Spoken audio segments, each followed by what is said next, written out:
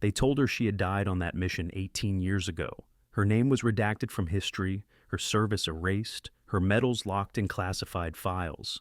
The scars along her spine were the only proof of what the government had done to her body, turning her into something beyond human limits. Now they stand at her door again, faces grim with desperation. The experiment they abandoned, the soldier they betrayed, is suddenly the only one who can save them. What they never understood was that the woman they broke had become stronger in all the broken places. From which city in the world are you watching this video today?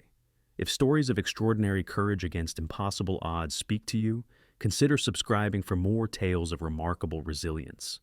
The morning light filtered through the tall windows of Blackwater Cove Library, casting long shadows across the polished wooden floors. Ilara Frost moved with methodical precision between the shelves, her fingers tracing the spines of books as she returned each one to its exact place.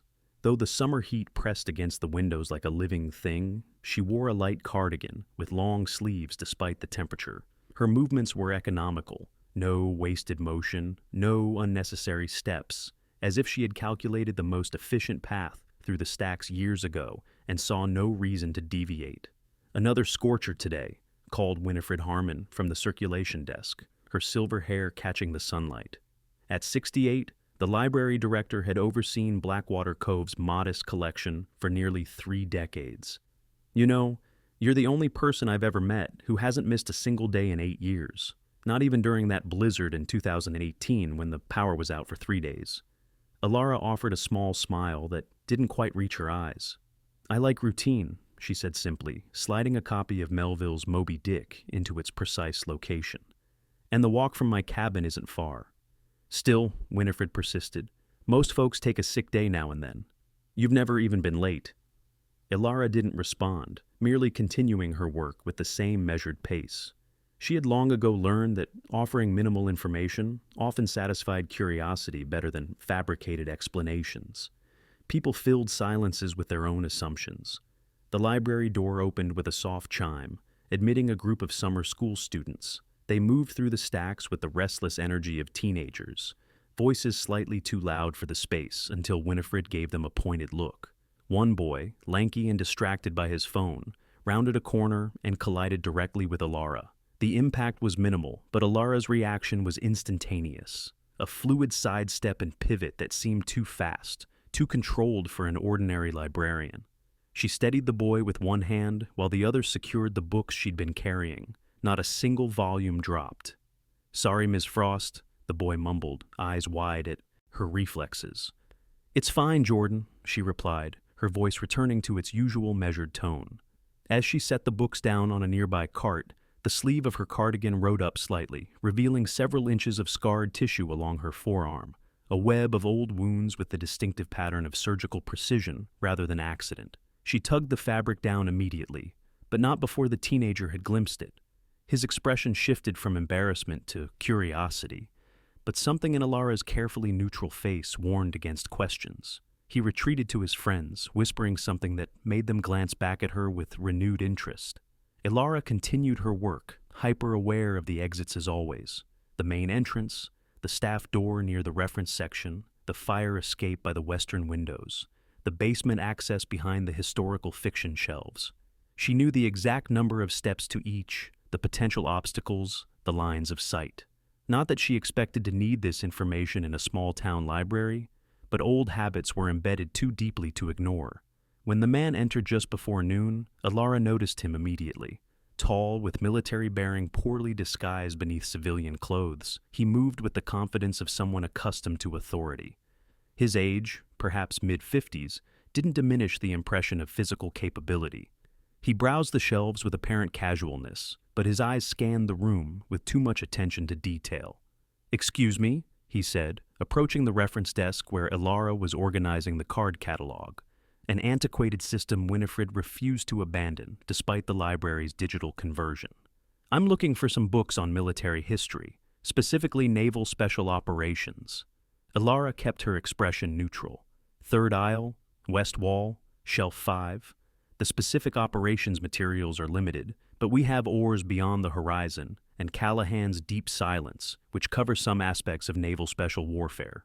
The man, who had introduced himself as Magistrate Thorne, raised an eyebrow at her immediate and specific knowledge. "You didn't need to check the system." "I know where my books are," Alara replied simply. "Impressive memory." "It's my job." He studied her for a moment longer than was comfortable. "Have we met before, Miss Frost? You seem familiar." "I don't believe so. Blackwater Cove is small, but we get tourists in the summer. Perhaps you've visited the library before." His eyes, sharp and assessing, held hers for a moment too long. Recognition flickered between them, though neither acknowledged it. Alara broke contact first, returning her attention to the catalog cards with deliberate focus. "Thank you for your assistance," Thorne said finally, heading toward the section she had indicated.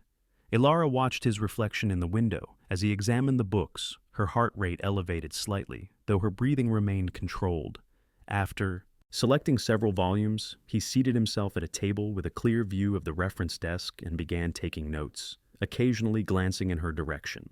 4 hours before Thorne's arrival, as she did every morning regardless of weather, Alara had slipped into the ocean at precisely 4:45 a.m. The water temperature was a bracing 58 degrees, cold enough to induce hypothermia in an average swimmer after extended exposure. She had cut through the waves with mechanical efficiency, her stroke pattern never varying as she paralleled the coastline for over 3 miles before turning back. Anyone observing would have noticed several oddities. She wore no wetsuit despite the temperature. Her pace never slowed despite the distance. She submerged completely for stretches that exceeded normal human breath capacity. But no one observed. This was why Alara chose Blackwater Cove 8 years ago. A remote stretch of coastline, minimal population, people who minded their own business. Her cabin stood a quarter mile from the nearest neighbor, positioned to provide clear sight lines in all directions, while remaining partially concealed by native pine trees. The structure appeared rustic and unassuming from the outside. Weathered wood siding, simple porch, modest dimensions. But this exterior concealed reinforced doors, impact-resistant windows positioned for cross-ventilation and rapid exit, and subtle security measures throughout the property. After her swim, Alara had followed the same routine she maintained every day. Perimeter check, 32 minutes of specific calisthenic exercises, breakfast of precise nutritional composition, and preparation of her daily medication. Herbs and compounds she ground herself rather than trusting commercial pharmaceuticals. The regimen wasn't merely habit. It was maintenance for a body that had been fundamentally altered. As she'd changed from her swimwear that morning, the bathroom mirror had reflected what she normally kept hidden: extensive scarring across her back, surgical marks tracing her spine like a ladder, evidence of wounds that should have been fatal. Between her shoulder blades, a small serial number had been tattooed: L07, now partially obscured by scar tissue but still legible. From a loose floorboard beneath her bed, Alara had retrieved a satellite phone, a specialized model with encryption capabilities beyond consumer technology. For 18 years, it had remained silent. Every morning, she checked its charge and signal, then returned it to its hiding place, both hoping for and dreading its activation. In the drawer of her bedside table, face down where she wouldn't accidentally glimpse it, lay a framed photograph. She never displayed it, but couldn't bring herself to destroy it either. The image showed part of a military uniform, an insignia rarely seen outside classified files, and the partial profile of a younger woman with determination in her eyes. The library closed at 6, and Alara completed her closing duties with the same efficiency that characterized all her movements. Winifred had left an hour earlier for a doctor's appointment, leaving Alara to lock up, a responsibility she'd held for years. As she secured the main entrance and turned toward the path that would take her home, Alara spotted the black SUV parked across the street. Her pulse quickened slightly, though nothing in her expression changed. The vehicle hadn't been there when she arrived that morning. Its windows were tinted beyond legal limits, and despite its polished exterior, the tires suggested recent off-road use. Without altering her pace or giving any indication she'd noticed anything unusual, Alara took the path toward town rather than the direct route to her cabin. At the first cross street, she glanced back casually, confirming her suspicion. The SUV had pulled away from its parking spot and was maintaining distance while following her route. Decision time, run, or confront. Alara chose a third option. She turned down an alley between the local bakery and hardware store, a passage that narrowed significantly halfway through, preventing vehicle pursuit. Moving with increased urgency now, she scaled the fire escape of the bakery with practiced ease, reaching the roof in seconds. From there, she crossed to the adjacent building, descended into the rear courtyard of the hardware store, and doubled back toward the library using the network of delivery alleys she had mentally mapped years ago. Within 5 minutes, she had circled behind the library and re-entered using her key to the staff entrance. The building was dark now, but Alara moved confidently through the familiar space without needing light. She reached above the ceiling tiles in the staff bathroom, extracting a waterproof bag containing essentials, cash, identification documents, basic survival supplies, a satellite navigation device, and a non-traceable phone different from the one in her cabin. As she prepared to exit through the basement access that emerged behind the neighboring buildings, Ilara heard the front door open. She hadn't triggered the alarm, someone had a key or the knowledge to bypass the system. "Protocol Echo 79er, Operative Lazarus," called a male voice she recognized immediately. "Contingency activation, effective immediately." The code phrase sent a chill through Ilara's body, words she had never expected to hear again, from a past she had worked diligently to escape. She remained motionless in the darkness, weighing her options. "We know you're still in the building, Ilara," the voice continued. "Thermal imaging confirms it. This isn't a capture operation, it's a recall." Ilara emerged from the shadows into the main library space. Commander Marcus Thorne, not magistrate as he had introduced himself earlier, stood just inside the entrance. He was now dressed in attire that more accurately reflected his military status, though without specific insignia. Flanking him were two younger operatives, a man and a woman, both with the hyper-alert posture of active-duty special forces. 18 years, Ilara said, her voice steady despite the turmoil beneath. The protocol was supposed to be permanently deactivated. "Circumstances change," Thorne replied. "This is Lieutenant Calloway and Specialist Zephyr. They're your extraction team."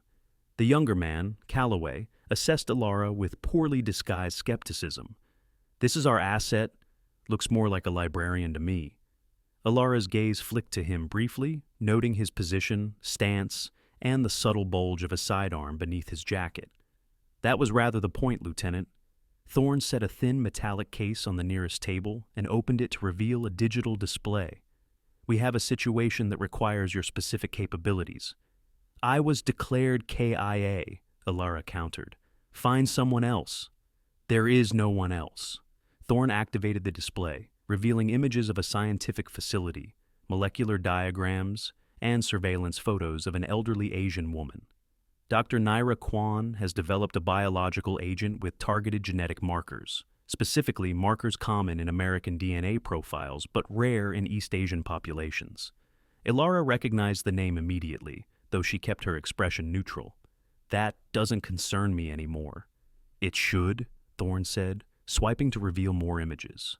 "Because you're the only Lazarus Protocol subject who survived the neural reconfiguration. The only one whose body can withstand the conditions necessary to reach the biocontainment facility."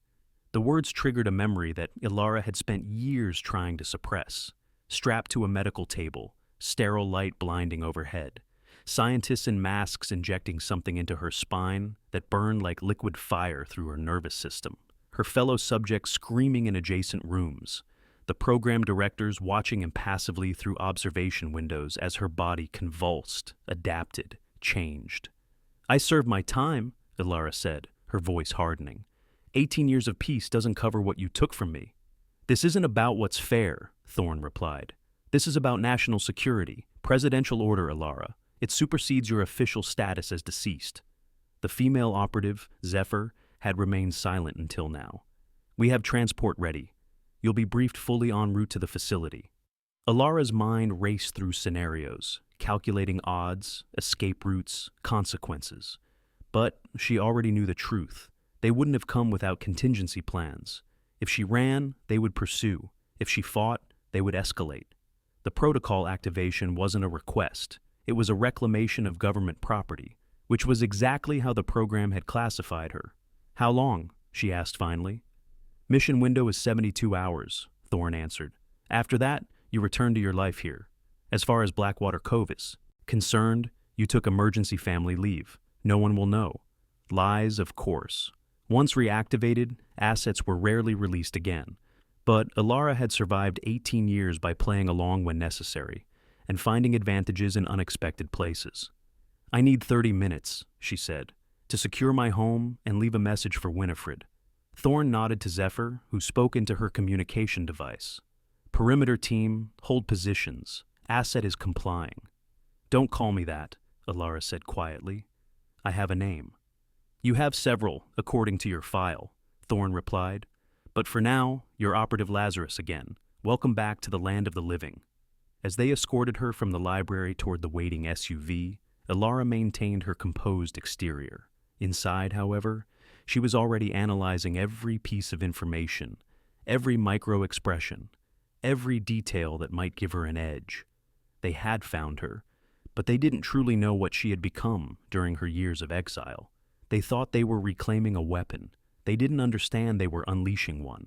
The military helicopter thundered over the Atlantic, its vibrations reverberating through Ilara's body as she sat rigid between Calloway and Zephyr. Through the small window, she watched the coastline of Blackwater Cove disappear, the town that had been her sanctuary for 8 years, shrinking until it vanished altogether. 48 hours earlier, she had been shelving books, maintaining her careful anonymity. Now she wore standard-issue tactical gear, her library life seeming increasingly distant. Thorne sat across from her, reviewing information on a secure tablet. He hadn't explained their destination beyond secure facility, but the flight trajectory suggested a military installation off the eastern seaboard, likely one of the classified bases that officially didn't exist. "You could have approached me differently," Ilara said, her voice just audible over the helicopter's roar. "The surveillance was unnecessary." Thorne didn't look up. "Standard protocol for high-value asset retrieval. We needed to confirm your physical condition before approach." "By watching me swim or by following me from the library?" "Both. Your endurance levels appear maintained despite lack of formal training. That's promising." Calloway shifted beside her.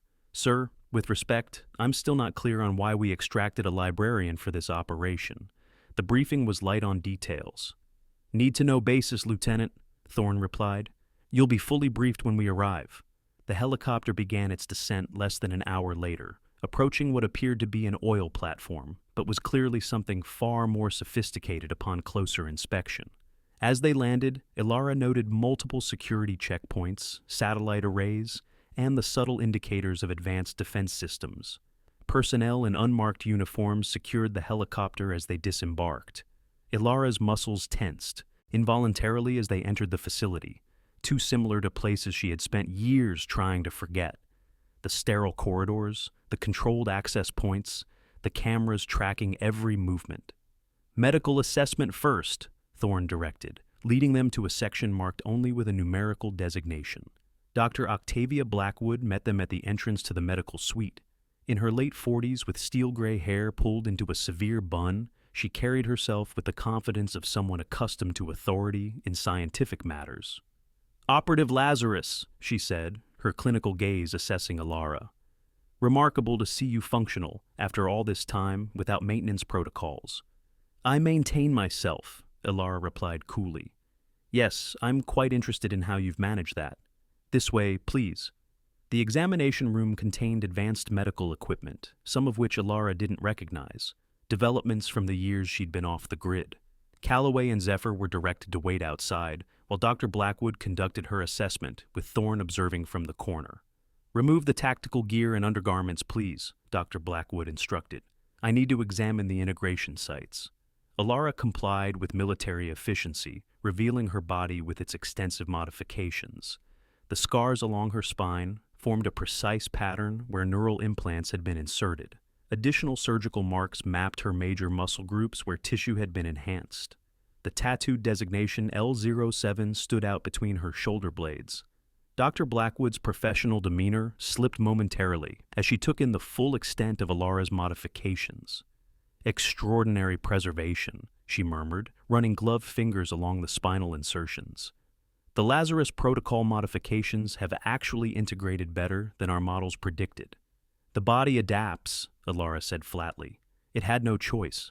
The doctor proceeded with a battery of tests: blood draws, thermal response measurements, neural reactivity, pain threshold assessments. Through it all, Ilara remained impassive, even as sensors registered reactions that would have indicated extreme discomfort in an unmodified human.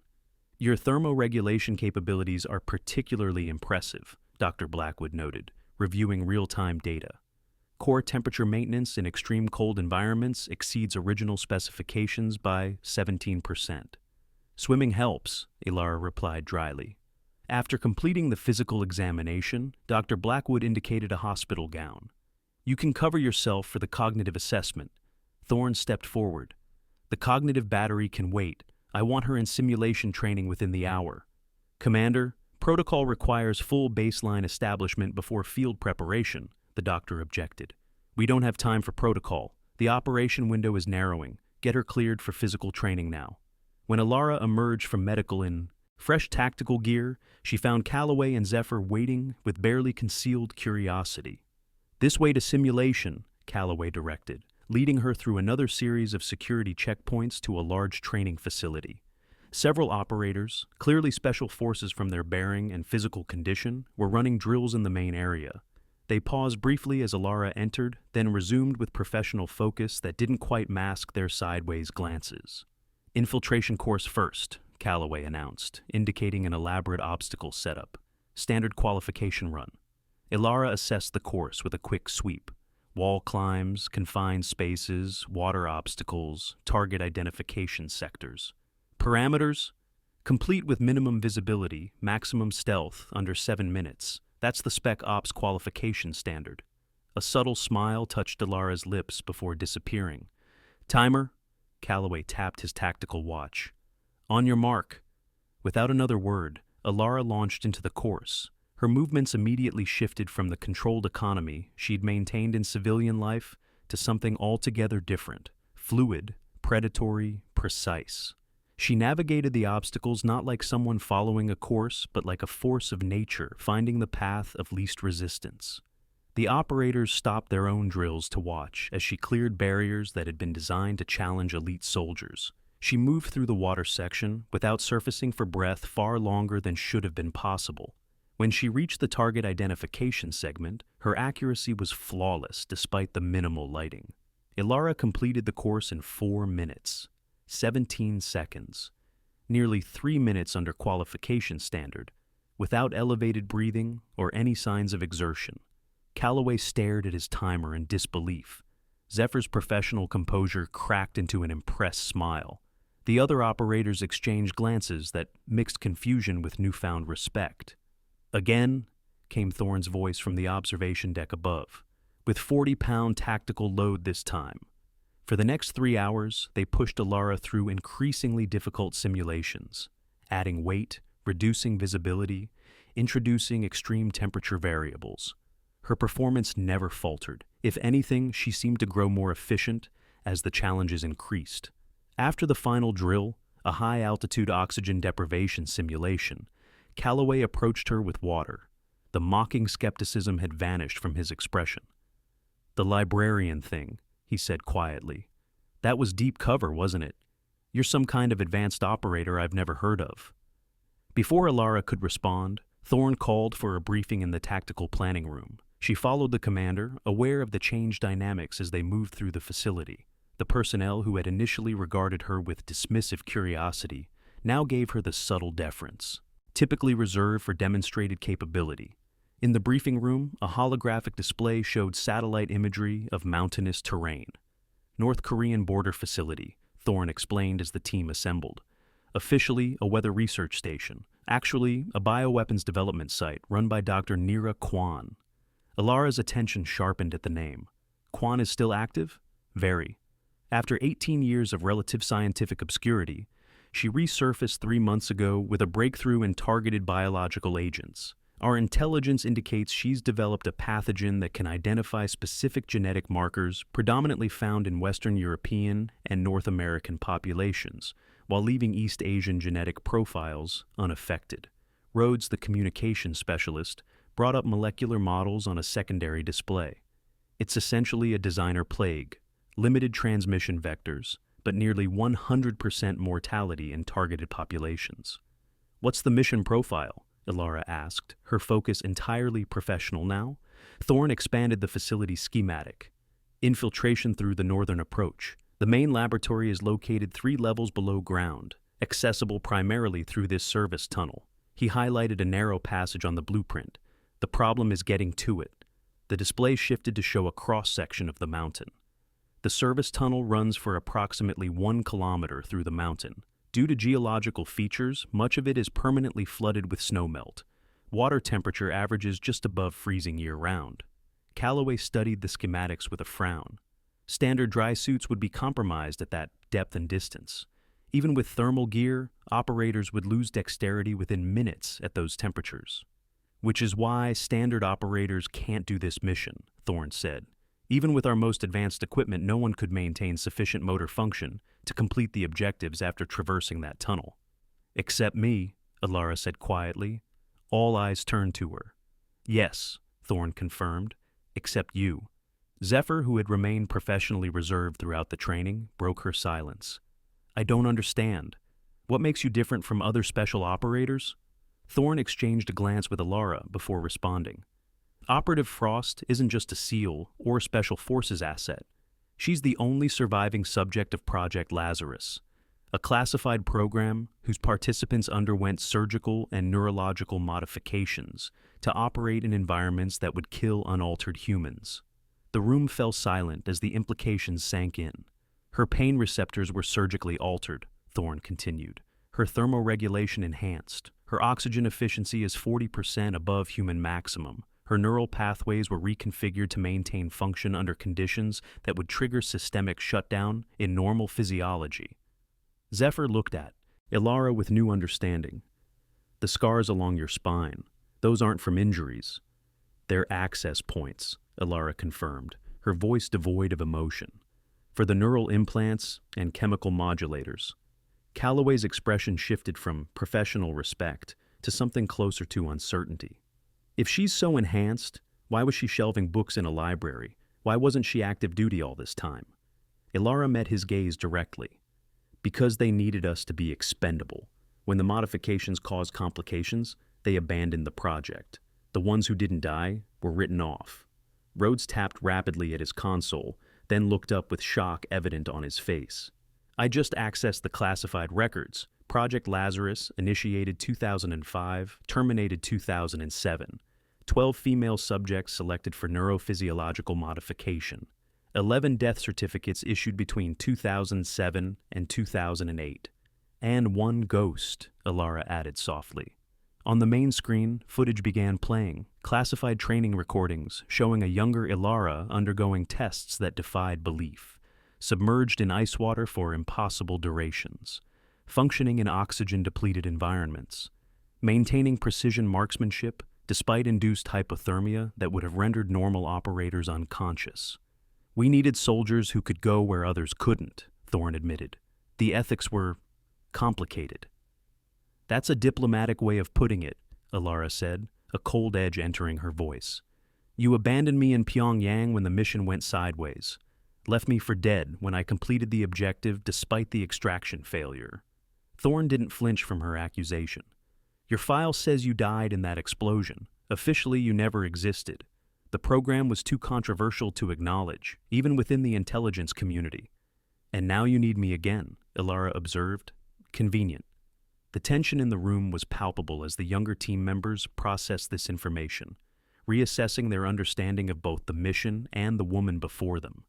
"The extraction from the library makes more sense now," Zephyr said finally. "You weren't hiding from enemies. You were hiding from us." "From what they made me," Ilara corrected, "and from what they'd ask me to do if they found me again." Thorne redirected their attention to the mission schematic.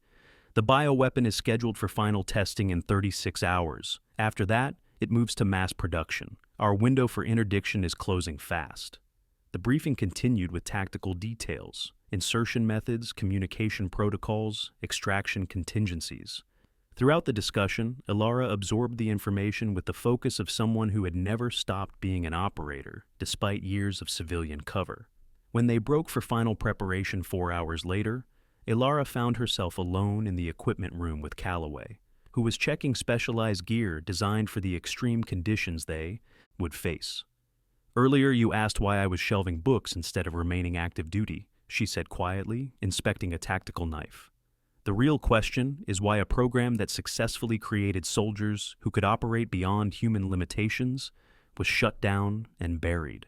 Calloway paused his equipment check. "I assumed cost or ethical concerns. It was simpler than that.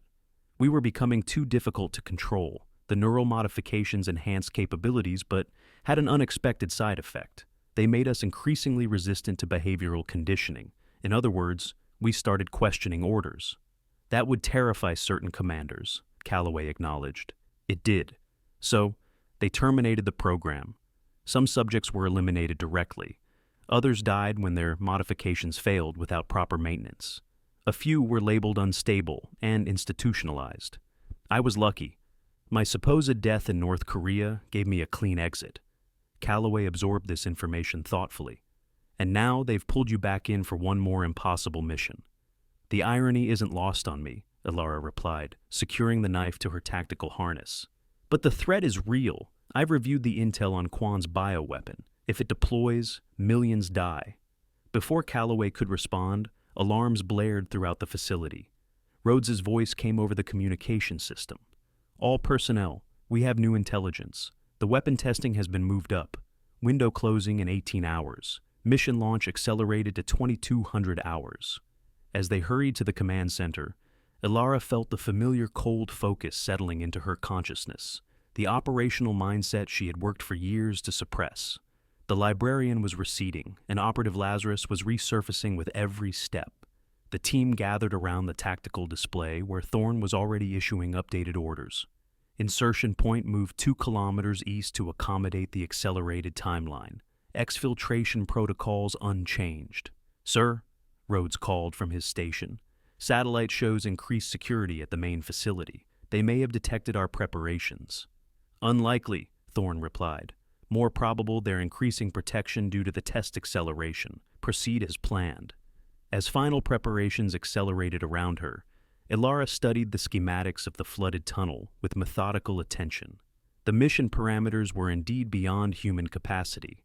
Water temperatures that would induce hypothermic shock within minutes, oxygen limitations that would force even experienced divers to surface long before reaching the objective, darkness and pressure that would disorient standard operators. But Ilara wasn't standard. The modifications that had made her an outcast, that had forced her into hiding, were now the very qualities required for success. The body that had been weaponized against her will was the only one capable of completing this mission. 6 hours later, there, transport approached the drop zone near the North Korean border. The night sky was clear, the stars brilliant against the blackness. As they prepared for insertion, Ilara caught Thorne watching her with an unreadable expression. "Something on your mind, Commander?" she asked, checking her specialized equipment one final time. "You're still angry about Pyongyang," he said. "I understand that, but I need to know you're focused on the mission." Ilara's lips curved in a cold smile. "Anger is a luxury for people who haven't had their amygdala surgically modified, Commander. I'm not angry. I'm operational." Whether he believed her or not, Thorne nodded and moved toward the front of the aircraft, where Calloway and Zephyr were reviewing final approach vectors. Alone for a moment, Ilara allowed herself a brief reflection on how quickly she had transitioned back into this world of shadows and calculated risks. 8 years of carefully constructed normalcy had been stripped away in less than 2 days. Yet, beneath the surface calm, questions burned. Why had they really brought her back after all this time? Was the bioweapon threat genuine, or was there something else behind this mission? And most importantly, what would happen when it was over? The aircraft began its descent toward the drop zone, and Ilara pushed the questions aside. For now, the mission was all that mattered. She would survive this as she had survived everything else, by being better, faster, and more adaptable than anyone expected. They thought they were deploying an asset. They were about to rediscover why the Lazarus Protocol had been terminated. Some weapons, once created, could never truly be controlled. The North Korean border facility loomed before them, its exterior disguised as a weather research station, with a cluster of unassuming buildings nestled against the mountainside. The team had established their position in a concealed ravine 2 kilometers from the target, using the natural terrain for cover as they made final preparations in the pre-dawn darkness. Ilara checked her specialized equipment one last time, the cold-resistant tactical suit designed to provide minimal thermal protection without restricting movement, the rebreather system that would extend her underwater time beyond normal limits, the waterproof case containing charges to destroy the bioweapon samples, standard gear for an operation that was anything but standard. Satellite confirms minimal external security, Rhodes reported through their encrypted communication system. They're relying on natural barriers and isolation rather than personnel. Makes sense, Calloway replied, studying the thermal imaging display. The underwater tunnel access is its own security system. Anyone trying to infiltrate would freeze or drown long before reaching the lab. Zephyr approached Ilara with a small medical kit. Dr. Blackwood provided this. She said it might help mitigate cold shock response. Ilara examined the auto-injector briefly before securing it to her belt. Unnecessary, but I appreciate the thought. How long can you actually function in those temperatures? Zephyr asked, her professional curiosity evident. Longest test run was 47 minutes in water at -2 Celsius before performance degradation began. Ilara answered clinically. But that was with the full maintenance protocol active. Without it, I estimate 30 minutes of optimal function, another 15 of diminished capability. Zephyr's expression revealed both awe and discomfort with the implications. That's still impossible by normal human standards. That was rather the point of the Lazarus protocol, Ilara replied. To create the impossible. Thorne joined them, checking his watch. We're on schedule. Operational window opens in 20 minutes with guard rotation. Frost infiltrates through the underwater tunnel while we maintain perimeter surveillance. Once inside, you have 30 minutes to secure the bioweapon samples and data, then set charges. And if something goes wrong? Calloway asked. Nothing goes wrong, Thorne stated with finality. This operation doesn't exist, neither does Operative Frost. There's no extraction team coming if things go sideways. Ilara met his gaze evenly. Just like Pyongyang. Something flickered in Thorne's eyes, perhaps regret, perhaps merely calculation. The stakes are too high for anything less than complete success. The team moved into final positions as the first hint of dawn lightened the eastern sky. They reached the concealed entrance to the underwater tunnel, a narrow opening half submerged in a natural spring that fed into the mountain's interior. Thermal imaging showed the water temperature at just above freezing. Comms will be limited once you're underwater, Rhodes reminded Ilara, helping her check the waterproof communication device. We'll regain contact when you reach the air pocket at the midway point. Ilara nodded, securing the rebreather mask over her face. She looked at each team member briefly before turning to the dark water. Without hesitation, she slipped beneath the surface and disappeared into the tunnel. The shock of cold hit immediately, a sensation her modified nervous system registered but processed differently than a normal human's would. Instead of the gasping reflex and muscular seizing that would incapacitate an ordinary diver, Ilara felt the cold as information rather than pain. Her modified physiology responded by shunting blood to core organs and adjusting metabolic rate. The tunnel narrowed as she progressed, forcing her to navigate by touch as much as by the dim light of her specialized underwater torch. The rock walls were jagged in places, smooth in others where water had worn them down over centuries. According to the schematics, the tunnel extended for nearly a kilometer before reaching the facility's lower level. 20 minutes into the swim, Ilara reached the predicted air pocket, a small cavity in the tunnel ceiling where she could surface briefly. She activated her communication device. Lazarus at Checkpoint Alpha, she reported, her voice steady despite the extreme conditions. Proceeding to Phase 2. Confirmed, came Rhodes's response. External security remains unchanged. You're clear to continue. As she prepared to submerge again, Ilara noticed something odd about the tunnel structure ahead, an irregularity that hadn't appeared in the schematics. The tunnel appeared to branch, with a secondary passage veering to the right of the main route. Decision time. The mission brief indicated a single path, but the divergence suggested either faulty intelligence or a recent modification to the facility. After a moment's analysis, Ilara chose to follow the original route, making note of the discrepancy for her return journey if necessary. The final section of the tunnel proved more challenging. The passage narrowed further, requiring her to remove some equipment and push it ahead of her through the tightest sections. The water temperature dropped another degree, and Ilara's internal monitoring registered the first signs of her modified systems being stressed beyond optimal parameters. Finally, after nearly 28 minutes underwater, she emerged into a dimly lit maintenance chamber. Pulling herself onto the concrete ledge, Ilara quickly reattached her equipment and performed a brief systems check. Core temperature, lower than ideal, but within functional range. Motor control, fully operational. Cognitive function, optimal. The chamber appeared to be a drainage system for the facility's lower levels, with maintenance access to the main laboratory one level above. According to the intelligence briefing, the bioweapon samples would be stored in a specialized containment unit in the primary research area. Ilara moved silently through the maintenance corridors, avoiding the limited security cameras by using the blind spots Rhodes had identified during their planning session. The facility was minimally staffed. The remote location and extreme access conditions meant they relied more on isolation than guards.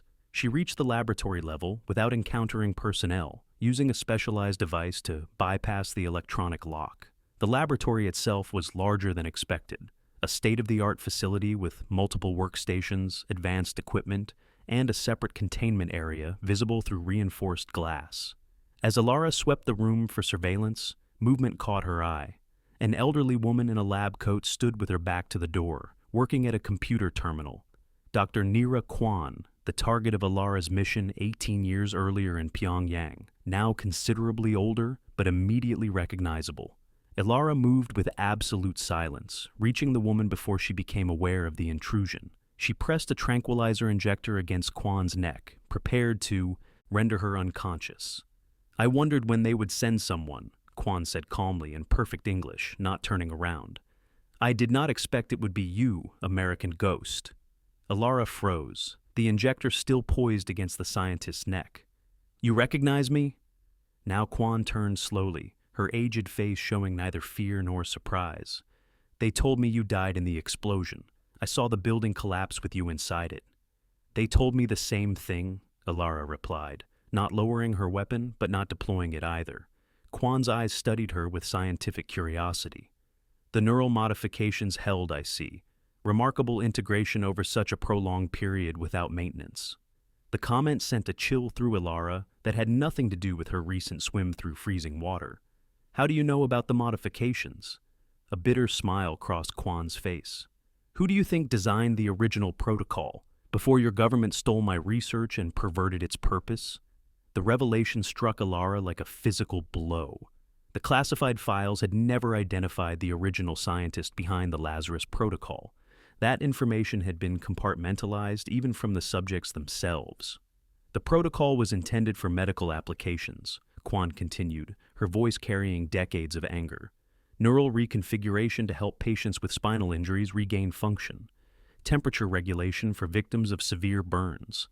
Oxygen efficiency modifications for those with compromised lung capacity." "They turned it into a military application," Ilara said, the pieces falling into place. "As governments always do," Kwan agreed. "When I refused to continue the weaponization research, they attempted to extract me from Pyongyang. That was your mission, yes? Not to kill me, but to force me to continue my work for American interests." Ilara's mind raced, reassessing everything she had been told about both missions, the one 18 years ago and the current operation. "And now they claim you've developed a targeted bioweapon. Is that what they told you?" Kwan gestured toward her computer terminal. "Look for yourself." Keeping the scientist in her peripheral vision, Ilara accessed the terminal. The data showed not a bioweapon development program, but extensive research on genetic therapies specifically designed to counteract neurological degradation in subjects with modified neural pathways. "You're developing a treatment," Ilara realized, "for Lazarus Protocol subjects." "For the damage that my research caused," Kwan corrected. "When I learned that some subjects had survived the program, I dedicated my remaining years to finding a way to reverse the modifications, or at least prevent the inevitable neural collapse." "Neural collapse?" Kwan's expression softened with something like pity. "You didn't know? The modifications were never meant to be permanent. Without the proper maintenance protocol, the neural pathways begin to degrade after approximately 20 years. The pain suppression fails first, then motor function, eventually leading to complete systemic failure. 20 years. Ilara had been living on borrowed time without even knowing it. 18 years had already passed since her modifications. Why would they bring me here if not to stop a bioweapon? She asked, though she was beginning to suspect the answer. Before Quan could respond, the laboratory door slid open. Commander Thorne entered, weapon drawn, with two unfamiliar operatives flanking him. Not Calloway and Zephyr. These men had the hardened look of cleanup specialists rather than standard operators. "Step away from the terminal, Frost," Thorne ordered. "Mission parameters have changed." Ilara didn't move, her enhanced reflexes ready to respond to any aggressive movement. There never was a bioweapon. This was about eliminating Dr. Quan and her research. "The research is the bioweapon," Thorne countered. "Imagine if our enemies could reverse engineer the Lazarus protocol from her data. Create their own enhanced operators. The risk is unacceptable." "That's not why you're here," Quan said with the confidence of someone who had seen this betrayal coming. "You're here because my treatment works. It would allow the modified subjects to live normal lives, free from military control, without the maintenance protocol you use to keep them leashed." Ilara's focus sharpened as the full implications became clear. "This isn't about national security. It's about maintaining control of your assets." "Those assets cost billions to develop," Thorne replied coldly. "The modifications are government property, regardless of which bodies they're installed in." The casual dehumanization confirmed everything Ilara had suspected. "Where are Calloway and Zephyr?" "Securing the perimeter, unaware of the secondary objective. They're good soldiers following orders, as you should be." Ilara assessed her options rapidly. The two specialists with Thorne were positioned for optimal coverage of the room. Her enhanced capabilities gave her an edge, but not enough to guarantee success against three armed operatives. "I'm not going to help you kill her," Ilara stated, shifting subtly to place herself between Thorne and Quan. "You don't have to," Thorne replied. "That's what they're here for." He nodded toward the specialists. "Your part was getting us past the natural barriers. Mission accomplished." Understanding dawned with terrible clarity. They had never expected her to return from this operation.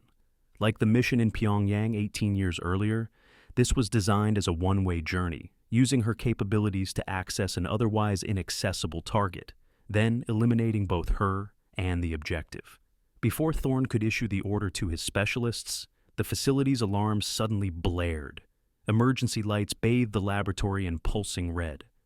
"Perimeter breach," announced an automated voice in Korean, then repeated in English. "Security protocols activated." Confusion flashed across Thorne's face. "That's not possible. We neutralized all exterior security." The distraction provided Ilara with the opening she needed. Moving with the enhanced speed that had made the Lazarus subject so valuable, she upended a heavy metal table, creating momentary cover as she grabbed Dr. Quan and pulled her toward a secondary exit. Gunfire erupted behind them as they fled into the corridor. Ilara's modified hearing registered communications chatter from multiple sources, not just Thorne's team, but also confused facility staff responding to the alarm. "This way," Quan directed, indicating a service passage. "My private laboratory is more secure." They reached the smaller lab just as Thorne's voice echoed through the corridor behind them. Ilara secured the reinforced door, knowing it would buy them only minutes. "Your treatment," she said urgently to Quan. "Is it mobile? Can you bring the research?" Quan moved to a specialized storage unit, removing several vials and a compact external drive. "The treatment protocol is here. 3 stages of injections, followed by specific neurological stimulation patterns. I've been refining it for years." "Why? Why help the people your research was used to create?" The elderly scientist's face showed genuine remorse. "Because creation bears responsibility, even when others corrupt its purpose. I cannot undo what was done to you, but perhaps I can prevent your suffering." A heavy impact against the door indicated Thorne's team was attempting to breach the laboratory. Ilara quickly assessed their options, which were severely limited. The lab had no other exits, and they were still deep within the mountain facility. Suddenly, her communication device activated. "Frost, do you copy? This is Calloway. What the hell is going on?" "Thorne has secondary objectives," Ilara responded tersely. He's trying to eliminate both Dr. Kwan and me. A brief silence then. Zephyr and I suspected something was off when he diverted us to a false security alert. We triggered the facility alarms to create confusion. Smart move, Alara acknowledged. But we're still trapped in Kwan's secondary lab with Thorne's team outside the door. There's another way out, Calloway replied. The tunnel divergence you reported at the checkpoint. It leads to an emergency evacuation route. We can guide you there if you can reach the maintenance level again. Alara glanced at Kwan, who nodded confirmation. It's possible. There's a service shaft in the floor storage area. Another impact rocked the door, the reinforced metal beginning to buckle under the assault. Time was running out. One condition, Alara said to Calloway. Dr. Kwan comes with us. She's not the threat. She's been developing treatment for the Lazarus subjects. Understood, came the immediate reply. Zephyr is already securing the tunnel exit. Move fast. As Thorne's team finally breached the door, Alara and Kwan had already disappeared into the service shaft, sealing the access panel behind them. They navigated through the narrow maintenance corridors, eventually reaching the drainage chamber, where Alara had first entered the facility. Can you swim? Alara asked Kwan, eyeing the dark water of the tunnel with concern. Not through that, the scientist replied honestly. Not at my age. Alara made a quick calculation. I'll guide you. The air pocket at the midpoint will give us a rest, but the cold will be intense. Kwan clutched her precious research materials, now sealed in a waterproof container Alara had provided.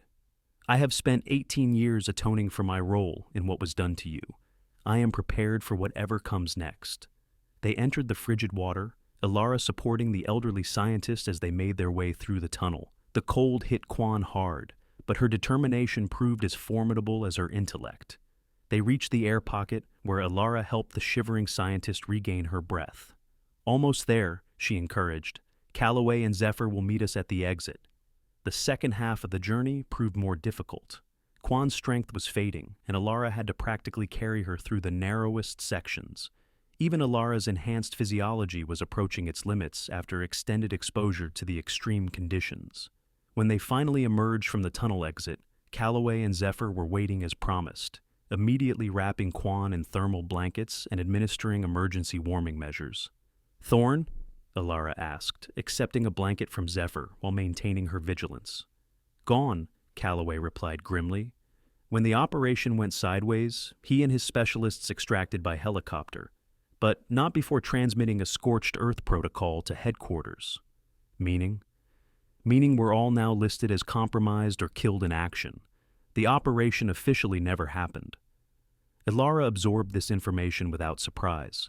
So we're ghosts, all of us. Some of us are used to that condition, Kwan observed with unexpected humor, despite her exhausted state. 48 hours later, they had reached a safe location, a private medical facility in Japan operated by one of Kwan's former students. The scientist had recovered remarkably well from her ordeal and was already working to prepare her treatment protocol for Alara. The first injection will begin reversing the neural modifications, Kwan explained as she prepared the specialized medication. You will start to feel normal pain responses within days. Temperature regulation will revert to standard human parameters within weeks. And the enhanced capabilities, the strength, the endurance, Alara asked. Those were never truly separate from the pain suppression. Your body could push beyond normal limits because you couldn't feel the damage being done. Kwan's eyes showed genuine regret. You will be fully human again, with all the limitations and sensations that entails. Calloway and Zephyr had remained with them, their own futures now uncertain after being labeled as compromised assets. They had chosen to protect Alara and Kwan rather than follow Thorne's morally bankrupt orders, a decision that had effectively ended their military careers. What will you do after the treatment? Zephyr asked Alara as they observed Kwan working in the medical lab. Live, Alara replied simply. Something I haven't truly done since before the modifications. Everything since then has been surviving, not living. 1 month later, Alara stood before a closed congressional committee in Washington, D.C., her appearance secured through back channels established by former military contacts sympathetic to her situation. The committee members listened in stunned silence as she detailed the Lazarus Protocol, the illegal human experimentation, and the recent attempt to eliminate both the surviving subjects and the scientists developing a treatment. For 18 years, I lived as a ghost, Ilara concluded her testimony. Officially dead, hiding the modifications that made me valuable to the program but separated me from humanity. Today, I'm here not just for myself, but for the 11 women who didn't survive the Lazarus Protocol, whose sacrifices were classified and forgotten. The committee chair, a silver-haired senator with a military background, leaned forward.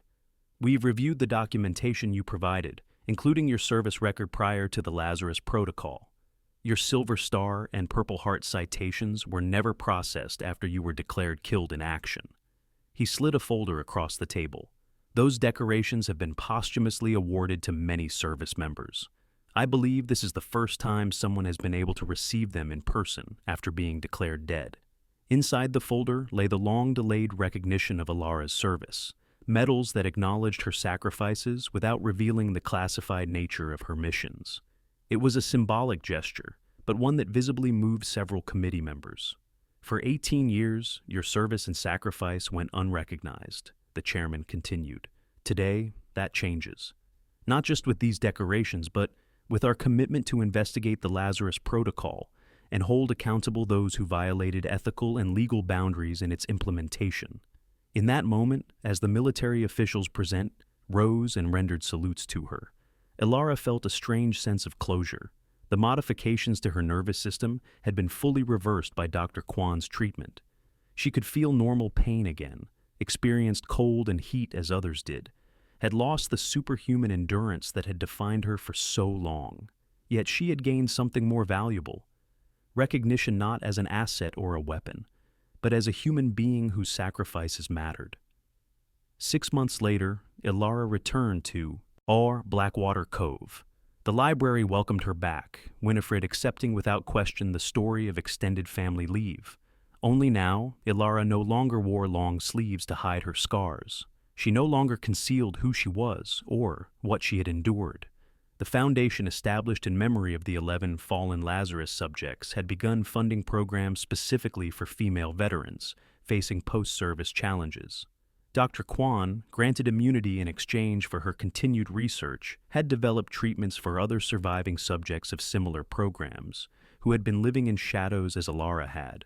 Calloway visited occasionally, now heading a new military accountability division, specifically tasked with reviewing classified programs for ethical compliance. The system's changing, he told her during one visit. Slowly, but it's changing. Ilara still swam in the ocean at dawn, though now she felt the cold as anyone would, a bracing shock rather than mere data.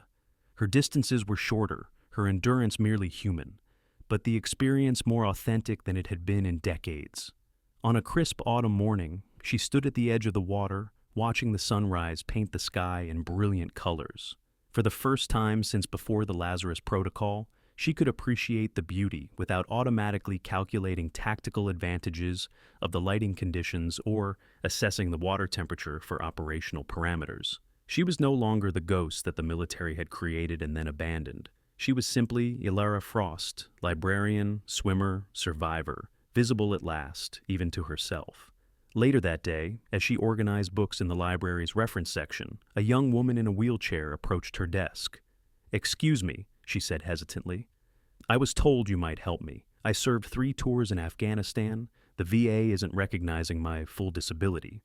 Ilara looked up from her work, noting the familiar signs of someone who had given much and received little in return. "I might know some people who can help," she replied, reaching for her phone. "What's your name?" "Serena," the woman answered. "Serena Mills." "Well, Serena," Ilara said with a genuine smile, "let me make a call.